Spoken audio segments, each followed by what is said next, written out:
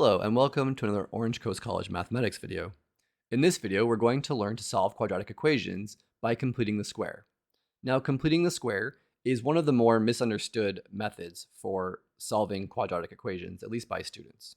Now, the basic principle we need to use to complete the square is understanding how a binomial, when we square that binomial, we expand it.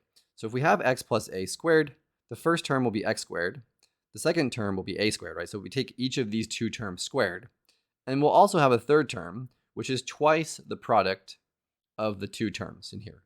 So we need to remember this. We have x squared, and then the coefficient of x will be twice whatever a is, whatever twice that constant is. We'll see how to use completing the square by example. First example.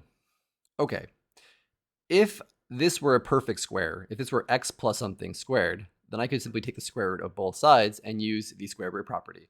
But I'm missing a term here. If I have x squared plus 2x, the trick would be what constant term would come over here that would make this a perfect square. Now, if we go back and look at our formula here, the coefficient of x should be twice the square root of the constant term. So if I take half of the coefficient of x and square it, that will be the appropriate constant term. So half the coefficient of x in this case is 1. And if I square that, I get 1. So we add 1 to both sides of the equation. And now what I have is I have x squared plus 2x plus 1 equals 4. And now on the left-hand side of the equation, I have a perfect square.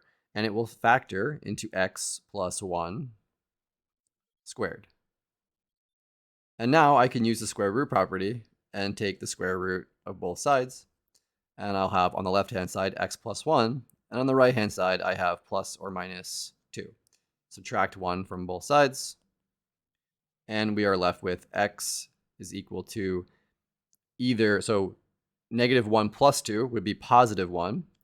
Or negative 1 minus 2 would be negative 3. So we have two solutions. X is either 1 or negative 3. Example 2.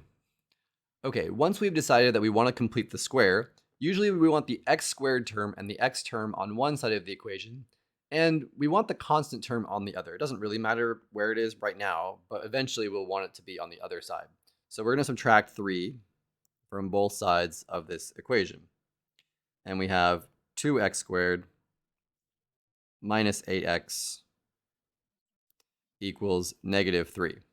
And now what I want to do is, it'll be much easier to complete the square if the coefficient of x squared is 1. So I want to divide both sides of the equation by 2. So that'll leave me with x squared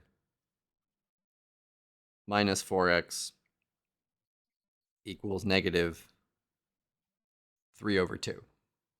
And now I have x squared, and then the coefficient of x is negative 4.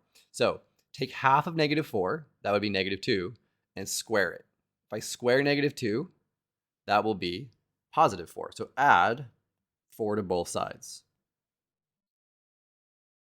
Okay. Now on the left-hand side, now we have a perfect square trinomial. It will factor into x minus 2 squared. And on the right-hand side, we have 4 minus 3 halves, so that is 5 halves. We take the square root of both sides now. On the left-hand side, we get x minus 2. On the right-hand side, we get plus or minus the square root of 5 over 2.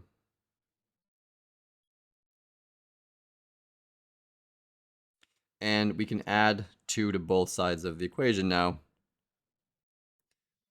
And that will give us x is going to be 2 plus or minus. We need to simplify that radical. And so really, the square root of 5 over 2 is really the square root of 5 over the square root of 2. We rationalize the denominator, and we will get the square root of 10 over 2. And we'll leave it like that. But do remember, that is actually two numbers, 2 plus the square root of 10 over 2, and 2 minus the square root of 10 over 2. Here's our final example. As we mentioned before, if we want to solve by completing the square, we can start by moving the constant term to the other side of the equation. So here I'm going to add 2 to both sides, and that leaves me with x squared plus 5x equals 2. Now, to make this a perfect square trinomial, I need a constant term, and that constant term should be the square of half the coefficient of x. So half the coefficient of x would be 5 over 2. If I square 5 over 2, that's 25 over 4. So we add 25 over 4 to both sides.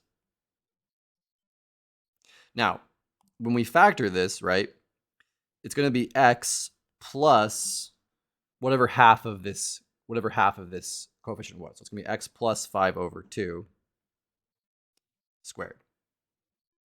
Okay? And now, on the right-hand side, we have 2 plus 25 over 4. So that's really 8 over 4 plus 25 over 4. So that'll become 33 over 4. We take the square root of both sides, and we get x plus 5 over 2 will become, so the square root of 33 over 4 will get plus or minus, we'll get the square root of 33 over 2. And then we simply subtract 5 over 2 from both sides. And that gives us a final answer. X will be negative 5 plus or minus the square root of 33 over 2.